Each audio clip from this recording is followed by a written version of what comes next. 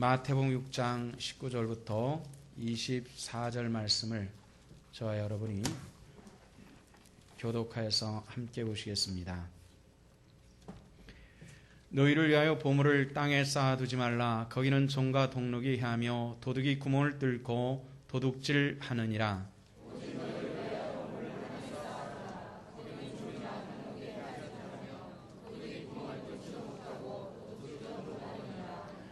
내 보물 있는 그곳에는 내 마음도 있느니라.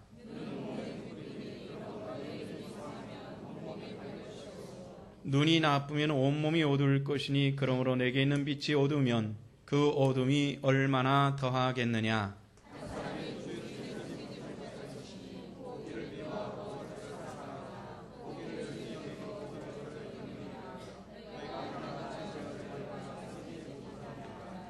아멘. 마태복음 6장 19절부터 24절의 말씀을 우리가 함께 보셨습니다. 오늘 또 우리가 말씀을 나누는 가운데 넉넉하게 하시는 하나님의 양식이 우리 성도들의 영혼에 함께 하시기를 주 이름으로 축원합니다. 동서고금을 통해서 사람들은 자기 부를 과시하기 좋아하는 듯합니다. 우리나라 사람들도 그렇죠. 우리 할아버지 때는 여기서부터 저기까지 다 우리 땅이어서 이 동네 사람들은 우리 땅을 밟지 않고 외출을 하지 못했다. 이런 얘기들을 아마 들어보셨을 것입니다. 집안에 그런 조상 한두 분 정도씩은 아마 다 있었으리라고 생각하고요. 네, 우리 동양 사람들뿐만 아니라 서양 사람들도 이런 걸 자랑하는 것을 꽤 좋아한다고 합니다. 미국 텍사스에서 목회하시는 조지 트루워트라고 하는 목사님이 목회학 책에 이런 자기 경험을 기록한 것이 있어서 제가 소개를 해드립니다. 조지 트루워트 목사님 교회에 새로운 성도 한 분이 등록을 했습니다. 꽤 멀리 사는 텍사스라고 하는 땅이 워낙 큰 땅인지라 아주 멀리에서 교회를 나오는 그런 분이었습니다. 하루는 저녁 만찬에 목사님 네를 초청을 했습니다. 오랜 시간을 달려서 그 집에 가보니까 정말 어마어마한 곳에 살고 있었습니다. 굉장히 아름다운 정원이 있고 또 그 안에 대저택이 있고 그리고 그 저녁 식사를 옥상에다가 마련을 해놨습니다. 텍사스라는 땅을 가보지 못했습니다만은 어딜 가든지 지평선을 볼 수 있는 그런 거대한 땅이라고 합니다.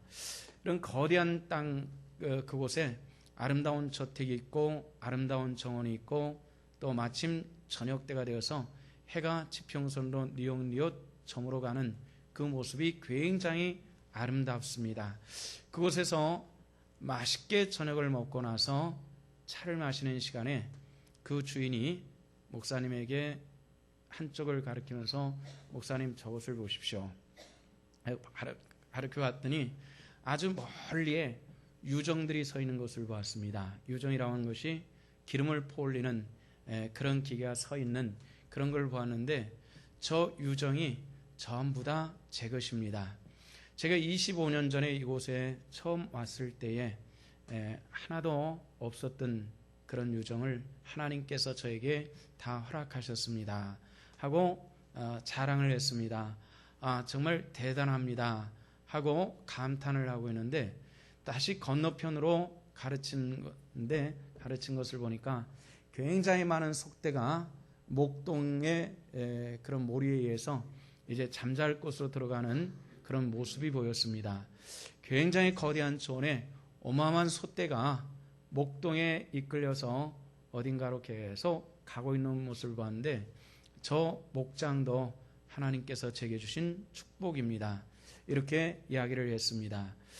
또 목사님 뒤에 있는 저 거대한 숲도 제 것입니다. 목사님이 볼 수 있는 사방의 모든 것들은 다른 사람의 것은 하나도 없이 다 제 것입니다. 이렇게 이야기를 했습니다. 트로트 목사님이 정말 대단합니다. 많은 것을 쌓아놓으셨군요.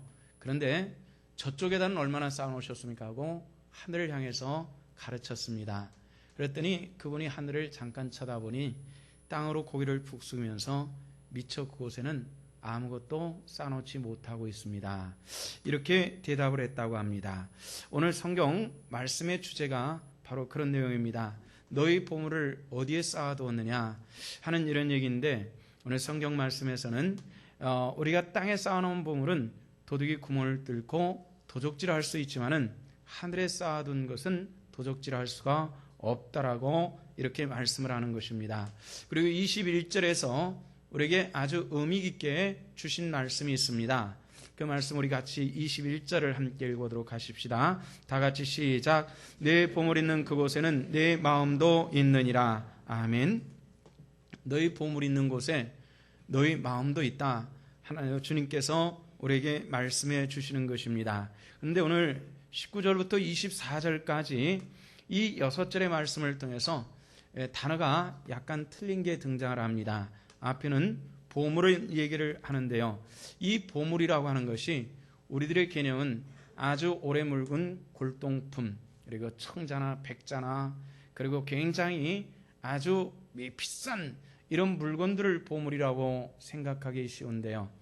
우리 보물은 여러 가지 개념으로 얘기할 수 있을 것입니다. 귀하게 얻은 자식은 그 부모에게 그것이 보물일 수가 있고요. 또 아주 귀하게 얻은 명예나 지위가 그 사람에게 보물일 수 있을 것입니다. 건강이 약한 사람에게는 지금 지키고 있는 그 건강이 보물일 수 있겠고요. 그런데 오늘 여기서 말하는 보물은 과연 뭘 얘기하는 것이냐 하는 질문도 해봐야 될 텐데요. 24절 제일 아랫부분에 보면은 이런 말씀이 나오죠. 너희가 하나님과 뭐를요? 재물을 겸하여 섬기지 못하느니라. 이런 말씀을 볼 때 여러 가지 보물의 개념이 있겠지만은 사람에게 주어진 재물을 여기서 표현한다, 이렇게 생각할 수 있겠죠. 우리 성도 여러분들에게 부탁을 드립니다. 우리 재물이 땅에만 아닌 하늘에 쌓여지는 귀한 축복이 함께 하시기를 주 이름으로 축원합니다. 누가복음 12장에는 한 부자 얘기가 등장을 하죠. 16절부터 21절까지 이 부자 얘기가 나오는데, 이 부자가 뭐라 얘기하냐면은 한 해 가을 거지를 끝냈습니다. 열심히 농사를 져가지고 그 해는 대풍을 이뤘습니다. 자기 낡은 창고에는 그걸 다 쌓아놓을 수가 없어가지고 헐고 새로운 창고도 지었습니다. 가득 쌓아놓고 그날 밤에 정말로 만족해가지고 스스로 이렇게 얘기를 합니다. 내 영혼아, 여러 해 쓸 것을 많이 쌓아뒀으니 평안히 쉬고 먹고 마시고 즐거워하자, 이렇게 얘기를 할 때 그때 주님께서 하시는 말씀 하나가 있습니다. 미련한 자여, 오늘 밤 너희 영혼을 부르신다면은 너는 어떻게 하겠느냐, 이런 질문을 하고 계시죠. 믿음의 조상 아브라함은 부자였습니다. 창세기 13장에 보면은 아브라함이 부자인 것에 대해서 이런 표현을 합니다. 아브라함에게 육축과 은금이 풍부하였더라, 이런 얘기를 하죠. 은과 금은 창고에 쌓아놓을 수가 있는데 이 육축이라고 하는 이 동물들은 쌓아놓을 수가 없고 계속 새끼치기를 하는데 이게 계속 늘어나더라는 얘기입니다. 늘어나가지고 이것이 조카 롯과 함께 생활하는 그 근방의 풀을 이 동물들의 식량을 구할 수 없을 만큼 심각하게 불어나기 시작합니다. 그러니까 두 사람의 목동들이 서로 들판에서 만나가지고 자기들의 육축에게 더 많은 것을 먹이려고 싸우는 일들이 잦아지기 시작을 했습니다. 돌아와가지고 보고 가기를, 주인님, 당신의 조카의 롯의 목동들과 오늘 또 싸우고 왔습니다 하는 이런 얘기를 듣습니다. 그러니까 아무래도 조카인 롯과 삼촌인 아브라함의 마음이 편안하지 않았을 거예요. 마음이 매우 불편했을 겁니다. 직접 싸우진 않았지만은 자기들의 재산 문제를 가지고 하인들이 싸운다라고 하는 것, 아마 불쾌하고 힘든 일들이었을 겁니다. 그래서 아브라함이 조카 롯을 부르죠. 불러가지고 뭐라고 합니까? 우리 둘의 재산이, 우리 둘의 육축이 한 지역에서 함께 충분히 풀을 뜯기에 굉장히 어려우니까 우리 이제쯤에는 헤어지는 것이 관계 유지를 위해서 좋지 않겠냐. 그래가지고 아브라함이 제안을 합니다. 네가 만약에 서쪽을 택해서 간다면은 나는 당연히 동쪽을 택해서 갈 것이고, 네가 만약에 동쪽을 택한다면은 나는 서쪽을 택할 것이다, 이렇게 얘기를 합니다. 그때 성경 뭐라 그러죠? 롯이 눈을 들어서 요단들을 바라보니 아직 소돔과 고모라를 멸하기 전이었는 거로 마치 에덴 동산과 같았다, 이렇게 얘기를 하죠. 그래서 롯이 어디를 택합니까? 요단강 그 들판을 택해 갑니다. 그 지역이 어디냐면은 소돔 땅이었죠. 우리가 잘 아는 것처럼 소돔 땅은 유황불로 멸망받는 것인데요. 그 소돔 사람들은 여호와 보시기에 악하였더라. 성경은 우리들에게 그렇게 말씀하는데, 그곳이 보기 좋고 기름진 물과 그리고 풀이 많다는 것은 알았지만은 그곳 사람들이 하나님 보시기에 악한 사람이라고 하는 것에 대해서는 그만 간과해버리고 말았던 것입니다.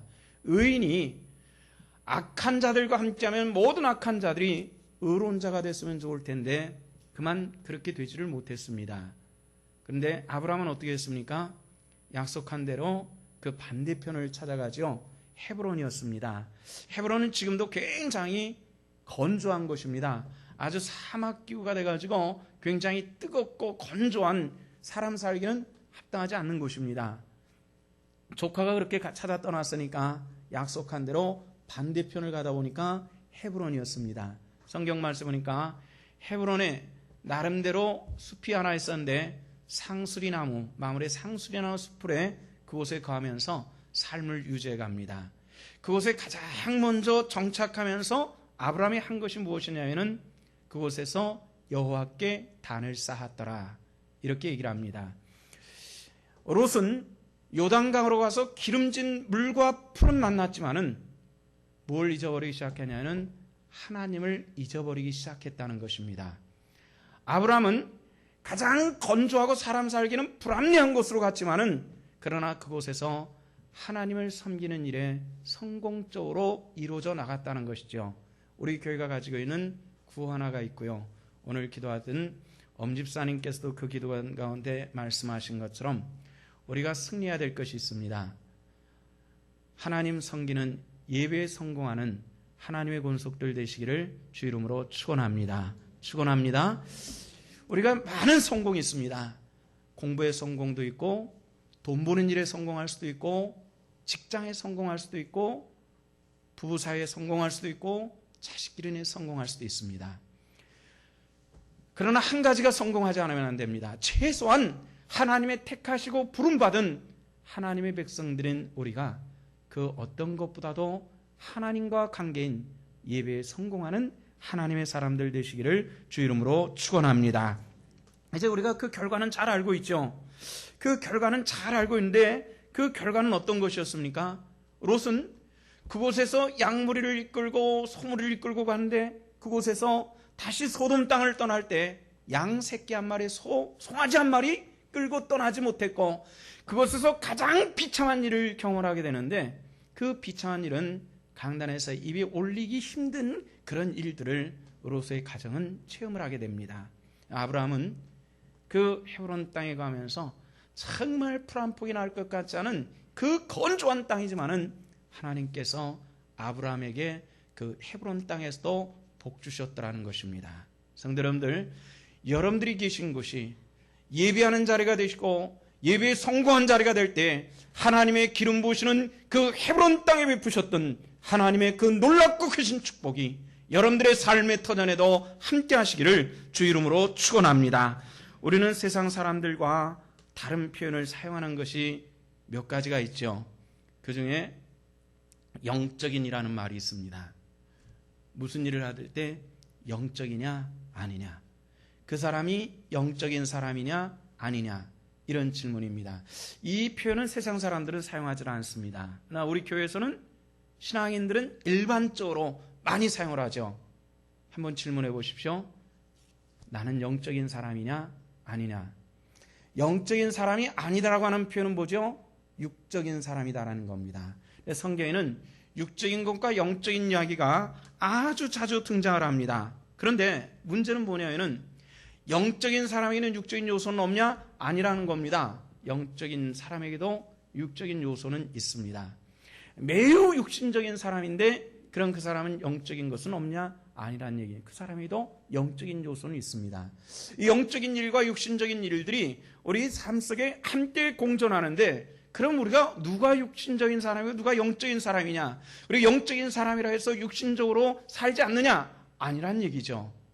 우리가 육신도 있는 이상은 육신을 떠나서 살 수 있는 방법은 없습니다. 육신적인 것을 떠나서는 우리가 살아갈 방법이 없다는 것입니다. 그런데도 불구하고 성경에서는 육신적인 것을 폐하고 영적인 것을 끊임없이 권유하고 있는데, 우리는 이 사회 속에서 갈등할 수밖에 없는 것이 우리 신앙인들의 문제라는 것입니다.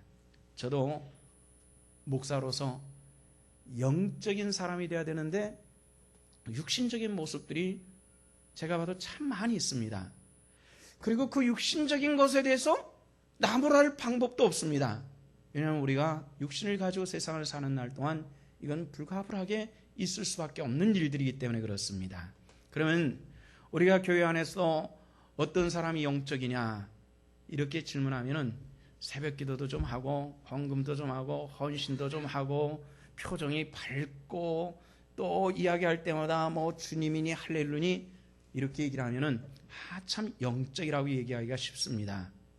근데 어떤 사람은 뭐 기도도 잘하지 않고 예배도 잘 빠진 것 같고 그 언어 속에서 단어가 신앙적인 단어가 많지 않을 때 우리는 그 사람은 육신적이다 이렇게 표현하기가 쉽지요. 과연 그렇습니까? 우리 표현이 성경적이라고 해서 그게 영적인 것이고 아니라 해서 육신적인 것이겠습니까?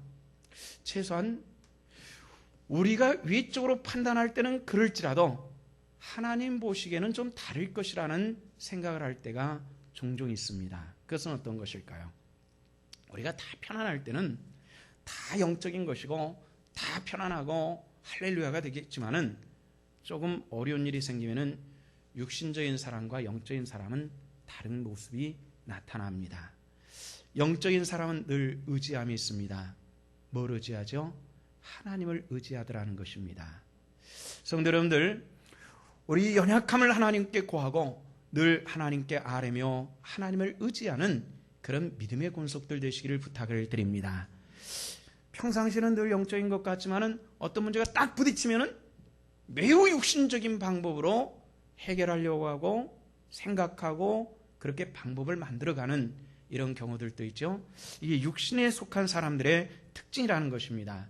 육신에 속한 사람이라서 다 구원받지 못하는 것도 아니라는 것이 우리들이 가지고 있는 문제인데, 사도 바울도 성경 속에서 가장 영적인 사람으로 기록되어진 사도 바울도 어떤 일을 경험을 하냐면은 자기가 영적으로 살려고 부단히 노력합니다. 부단히 노력하는데도 불구하고 늘 자기 속에 육신적인 것을 나타나는 그 모습들을 바라보면서 하나님 앞에 탄식하며 얘기를 하죠. 오라 나는 공고한 자로다. 누가 나를 이 사망의 몸에서 건져내려 하면서 탄식하는 그 사도 바울의 모습을 볼 수가 있습니다.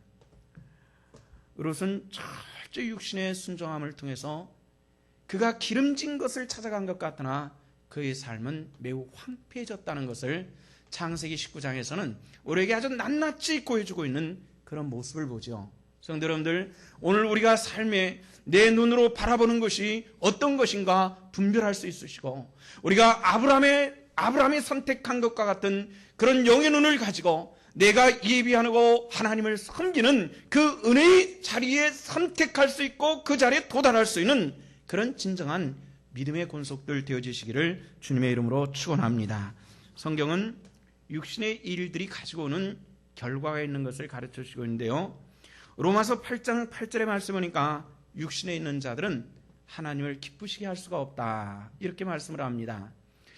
히브리서 11장 6절 말씀에서 보니까 믿음이 없이는 하나님을 기쁘시게 할 수 없느니라 이렇게 말씀을 합니다. 다시 말해서 육신의 일들을 가지고는 하나님을 기쁘시게 할 수가 없고 믿음이 없는 삶이 하나님을 기쁘시게 할 수가 없다는 것입니다.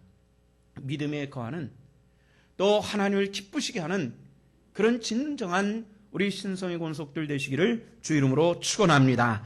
오늘 이 마태복음 6장에서 왜 이런 말씀을 하시는 것일까요? 너희 보물을 땅에 쌓아두지 말라, 하늘에 쌓아두라 이런 말씀을 했습니다. 어떻게 하늘에 쌓아둘까요? 스펄전 목사님이라고 한 100여 년 전에 영국에서 활동하셨던 그런 목사님이 계십니다. 이분의 글에서 보니까 이분이 이런 얘기를 했어요. 한 아주스 크리스처럼 돈은 참 많지만 재물로는 전혀 헌신되지 못하는 한 분이 설교를 듣고 목사님을 찾아왔습니다. 목사님, 나는 정말 하늘에 쌓아두고자 하는데 하나님께서 이상하게 내 건 받으시질 않습니다. 쌓아둘 방법이 없어요. 이런 얘기를 합니다. 그래서 성도님, 어떻게 하늘에 쌓아두려고 하셨습니까? 물어봤더니 이분이 주머니에서 전대에서 한 움큼의 은하를 꺼내는 겁니다. 한 움큼의 은하를 꺼내더니 위를 향해서 휙 집어 던졌습니다. 은하가 위로 쭉 올라가나 싶더니 곧바로 떨어져서 바닥에 짱그랑하고 떨어지는데 목사님을 향해서 목사님 보세요. 하나님께서 한 푼도 받지 않지 않습니까? 다 땅에 떨어졌잖아요. 하늘에 쌓아둘 방법이 없습니다. 하면서 주섬주섬 주워가지고 다시 전대에다가 집어넣습니다. 스펄전 목사님이 그 모습을 보면서 하나님께서는 그 방법을 통해서 거둬들이지는 않습니다. 하나님께서 땅에 있는 재물을 하늘에서 거둬두시고 받아들이는 방법이 있습니다. 첫째는 복음을 위해서 쌓으십시오. 이렇게 말씀을 했습니다. 우리 한번 따라합시다. 내 보물을 복음을 위해서 쌓자. 그렇게 하시기를 주 이름으로 축원합니다. 주의 복음을 위해서 내 재물이 어딘가에 쓰임 받을 수 있는 것에 대한 감사와 기쁨이 있느냐는 이런 질문입니다. 청년들이 6월 29일서부터 태국의 치앙마이로 단기 선교를 갑니다. 18명의 아이들이 열흘 동안 파견을 하는 거죠. 치앙마이는 그레이스 홈이라고 하는 고아원에 머물면서 사역을 하게 될 것입니다. 이렇게 이 아이들을 보내는 데는 재물이 참 많이 들어갑니다. 일단 왕복하는 비행기 값만 굉장히 비싼 여름 계절이기 때문에 90만 원이 들어갑니다. 만만치 않은 재물이 들어가는데요. 이 18명의 아이들이 열흘 동안에 먹고 쓰고 활동하게 하는 것도 만만치 않게 들어가는 것이 사실입니다. 근데 우리가 이렇게 하는 이유가 있습니다. 첫째는 복음을 위하여서 사람이 어떻게 쓰여지고 재물이 어떻게 쓰여지는지 한번 보고라는 겁니다. 그 그레이스 홈에 사역하고 있는 분들은 지난 봄에 오셨던 선교사 네 분이 그걸 운영하고서 사역을 하고 있는 곳입니다.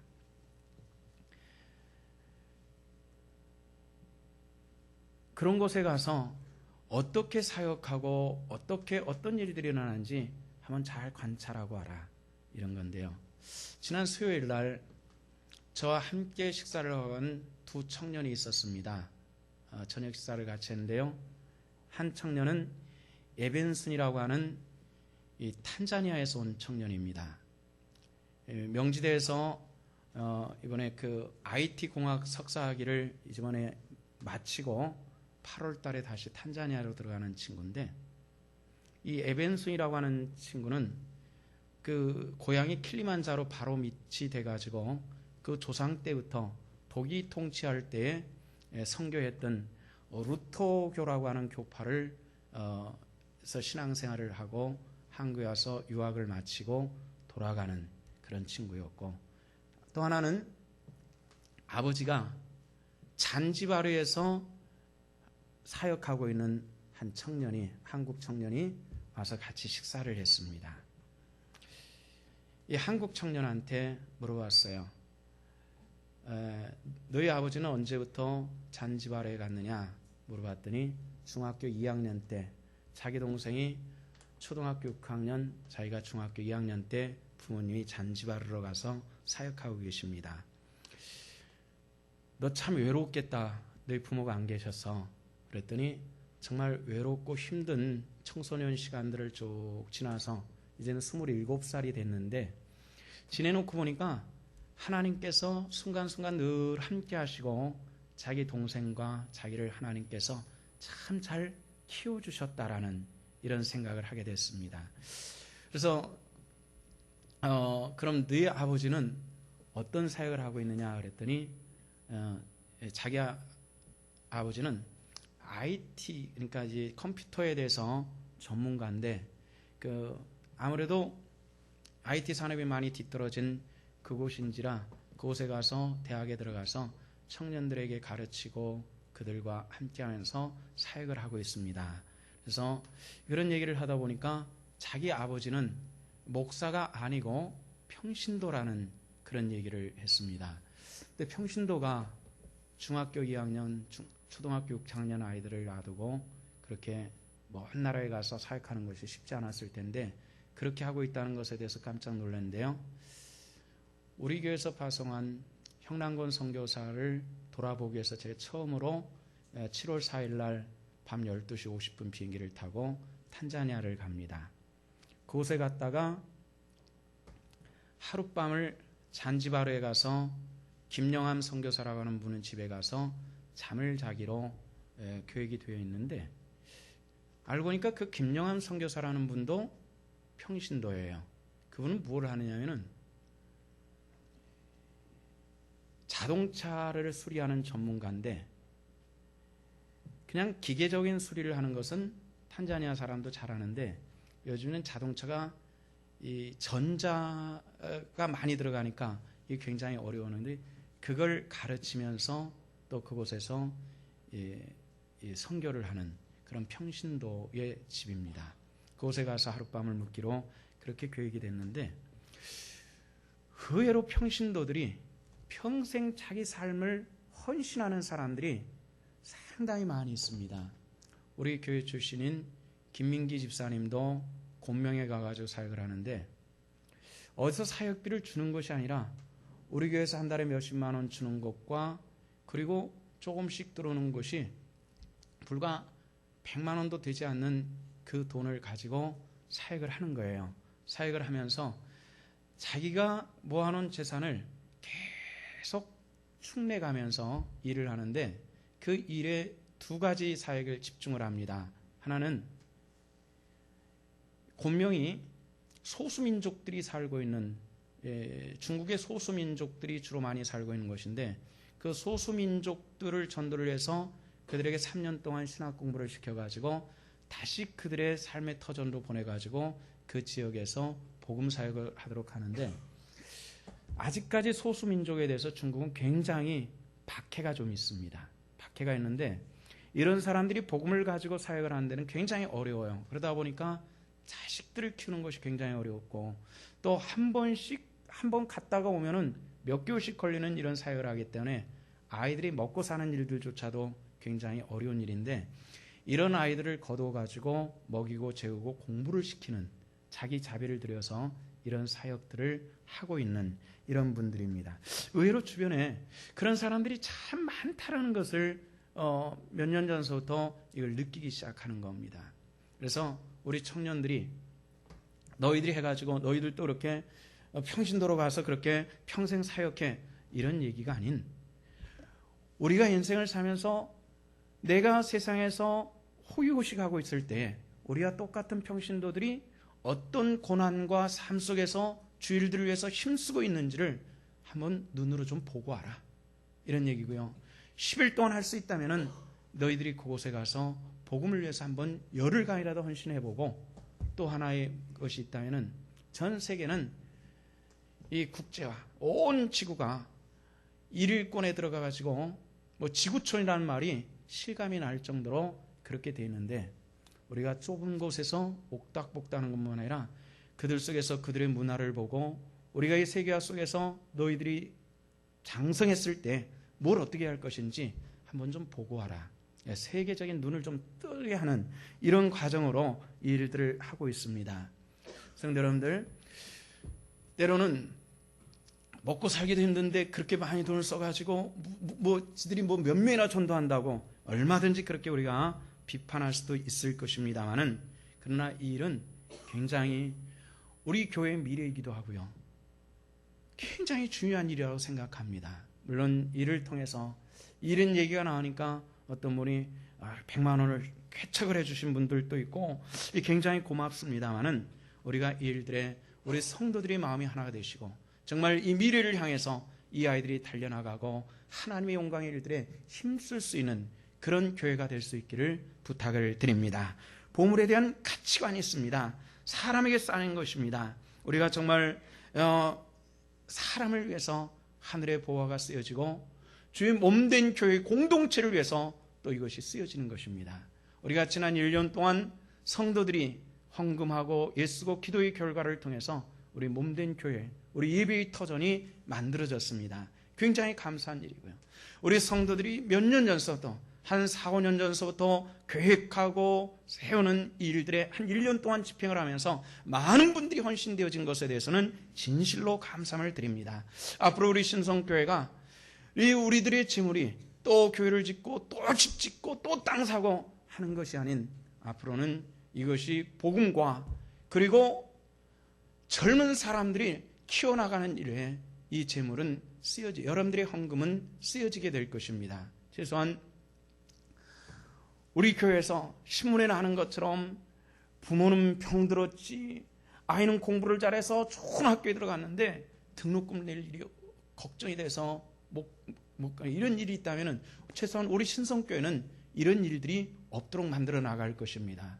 만약에 교회가 돈이 없다면 우리가 헌금을 해서라도 이 아이들을 공부를 시키고 사람에게 투자되어지는 그런 교회로 만들어 가게 될 것입니다. 그렇다고 해서 우리가 그냥 공부 대충 해가지고 적당 했는데 내가 대학 들어갔는데 돈이 좀 부족해 이런 사람을 도와주는 힘을 써주는 것이 아니라 정말 내가 최선을 다하고 정말 뛰어난 그런 재원인데도 불구하고 재물이 없어 학교 못 가는 이런 일이 없는 그런 교회로 만들어가게 될 것입니다. 정말 그렇게 사용되지는 일이 그들의 가정에서 없어야 되겠지만은 만약 일어난다면은 최소한 우리 신성교회에서 우리 아이들에 대해서는 이것을 감당할 수 있고 책임질 수 있는 그런 교회를 만들어가게 될 것입니다. 보물에 대한 가치관이 분명해야만 합니다. 사람의 그 마음이 머무는 곳 21절의 말씀에 보니까 그런 말씀이 나오죠. 내 보물 있는 그곳에는 내 마음도 있느니라. 너희 마음도 그곳에 있어. 이런 얘기입니다. 어떤 글에서 본 내용을 소개를 합니다. 소매치기가 예수를 믿고 거듭났습니다. 그래서 소매치기의 그런 그 수법들이 자기를 간증하다 보니까 많이 나타나고 있는데요. 이 사람들이 소매치기는 사람들이 어디에 돈이 있는지 중요한 것이 들었는지 안답니다. 알게 되는 게 옛날 사람들은 소매치기들은 돈 냄새를 맡는데 사실은 돈 냄새를 맡는 것이 아니라 그 사람의 행동 거지를 보고 저 사람이 지금 뭐가 있다라는 것을 알 수 있다는 겁니다.